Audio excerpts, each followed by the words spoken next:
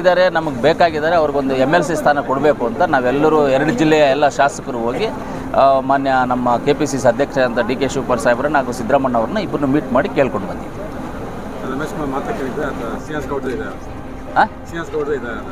ಇಲ್ಲ ಇವಾಗ ಶ್ರೀನಿವಾಸ್ ಗೌಡರು ಬಂದುಬಿಟ್ಟು 100% ಎಲಿಜಿಬಲ್ ಫಾರ್ MLC ಆಗ್ಬೋದು, ಮಂತ್ರಿ ಆಗ್ಬೋದು, MLA ಆಗ್ಬೋದು, ಎಲ್ಲದಕ್ಕೂ ಎಲಿಜಿಬಲ್ ಇರೋರು ಶ್ರೀನಿವಾಸ್ ಗೌಡರು, ಅದರಲ್ಲೇನು ಡೌಟ್ ಏನಿಲ್ಲ.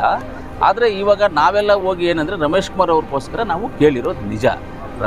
ಶ್ರೀನಿವಾಸ್ ಗೌಡರು 100% ಎಲಿಜಿಬಲ್ ಅವರು, ಅದರಲ್ಲೇ ಡೌಟೇ ಏನಿಲ್ಲ. ಅವರೆಲ್ಲ ಸೀನಿಯರ್ಸ್, ಅವರೆಲ್ಲ ಅನುಭವಸ್ಥರು, ಸೀನಿಯರ್ಸು. ನಾವೆಲ್ಲ ಈ ಎಲೆಕ್ಷನ್ಸಲ್ಲಿ ಕಷ್ಟಪಡ್ಬೋದು, ಓಡಾಡೋದು. ಅವರು ಓಡಾಡೋದಕ್ಕಿಂತ ಕುತ್ಕೊಂಡು ಕೆಲಸ ಮಾಡುವಂಥ ಜಾಗ ಕೊಡಬೇಕು ಅವ್ರಿಗಂತ. ಅವ್ರಿಗೆ ಬುದ್ಧಿವಂತರು ಅವರೆಲ್ಲ. ಅದರಿಂದ ರಮೇಶ್ ಕುಮಾರ್ ಅವ್ರಿಗೆ ಕೇಳಿದ್ದೀವಿ ಸದ್ಯಕ್ಕೆ. ಹೌದು, ಶ್ರೀನಿವಾಸ್ ಗೌಡರು ಮಾಡಿದ್ರು ನಾವೆಲ್ಲ ಸ್ವಾಗತ. ಶ್ರೀನಿವಾಸ್ ಗೌಡರು ಮಾಡಿದ್ರು ನಾವೆಲ್ಲ ಸ್ವಾಗತ, ಅದೇನು ವಿರೋಧ ಇಲ್ಲ. ಶ್ರೀನಿವಾಸ್ ಗೌಡರು ನಮಗೆಲ್ಲ ಎಲೆಕ್ಷನ್ ಮಾಡಿಲ್ವಾ, ನಮ್ಗೆ ಓಟ್ ಹಾಕಿಲ್ವ ಅವರು? ಅವ್ರಿಗೆ ನಾವು ಮಾಡಬೇಕಲ್ಲ. ಅವ್ರು ಹೇಳಿದ್ರೆ ಅವ್ರಿಗೂ ಸಪೋರ್ಟೇ ನಾವು, ಅದರಲ್ಲೇನು ಡೌಟೇ ಏನೂ ಇಲ್ಲ. ಇಬ್ಬರಿಗೂ ಕೊಡಿ ಅಂತ ಕೇಳ್ತೀವಿ, 2 MLC ಸ್ಥಾನ ಕೊಡಿ ಅಂತಲೂ ಕೇಳ್ತೀವಿ. ಇಲ್ಲ, ನಾವು ಹೈಕಮಾಂಡಲ್ಲಿ ಚರ್ಚೆ ಮಾಡಿ ತಿಳಿಸ್ತೀವಿ ಅಂತ ಹೇಳಿ. ನಮ್ಗೆ ಹೆಂಗೆ ಗೊತ್ತಾಗುತ್ತೆ? ಕೇಳೋದು ನಮ್ಮ ಜವಾಬ್ದಾರಿ, ಕೇಳಿದ್ದೀವಿ. ಮಾಡೋದು ಬಿಡೋದು ಹೈಕಮಾಂಡ್ ಸಂಬಂಧ.